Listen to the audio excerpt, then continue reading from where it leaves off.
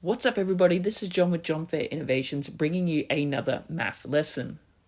And today I'm going to be showing you how to find the derivative of two functions of x being multiplied by one another.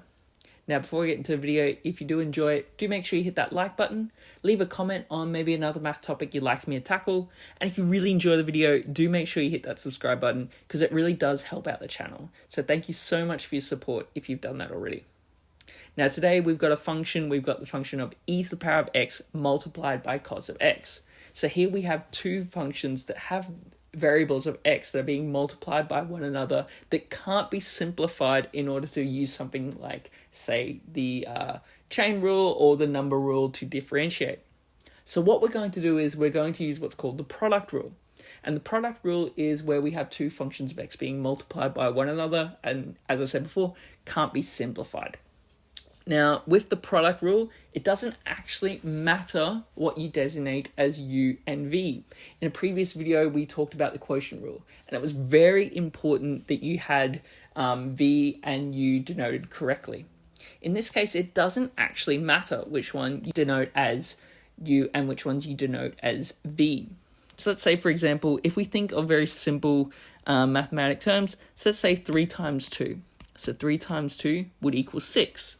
And if I find the product of that, remember that the product just means multiplication.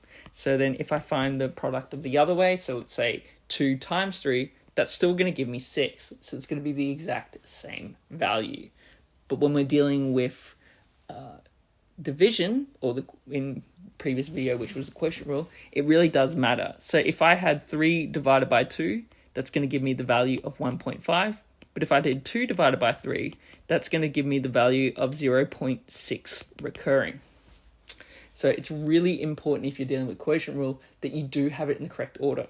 In this case, we're dealing with the product rule, and it doesn't matter which way you denote it. So in this case, I usually try and keep it very simple. Like I try and go across u and v, but if you do it the other way, you'll still get the exact same answer.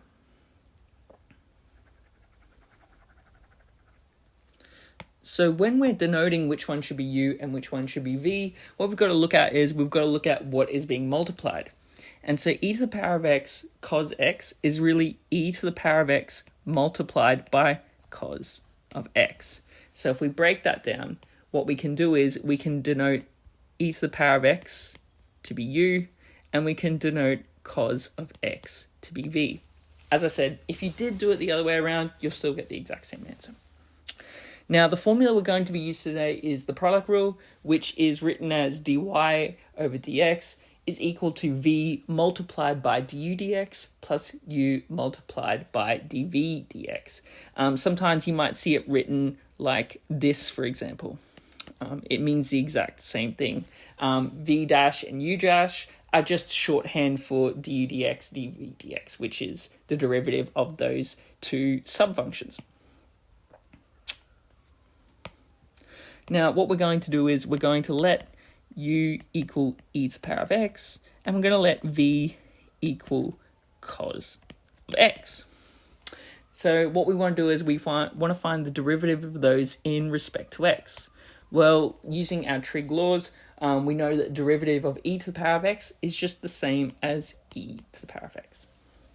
And when we want to find the derivative of cos of x in respect to x, that's going to be negative sine of x. And what we can do now is we can plug that into our equation. So we're going to have dy dx is going to equal v, which we said was cos of x, multiplied by du dx, which is e to the power of x, plus, and then we're going to have dv dx, which is negative sine of x, and multiplied by u, which is, of course, e to the power of x. And then we can break that down. So it's going to be e to the power of x cos of x minus e to the power of x sine of x. And then we can factorize the fact that both of them are being multiplied by e to the power of x. So e to the power of x bracket cos of x minus sine of x. And that's your solution. So there you have it. Hopefully that does help you a little bit when using the product rule. It doesn't always have to be trig functions, but most commonly you'll see the product rule be used for trig functions, just because you can't simplify these. But technically speaking, you could use them for other ones. If you had x squared multiplied by x cubed, you technically could use the product rule, but most people would simply just turn that into x to the power of 5 and use the number rule. But hopefully you enjoyed that. Do leave a comment on maybe there is a particular function you're having trouble with differentiating and you'd like me to do a video about it. But always, stay safe, be kind to one another, and I'll see you next time.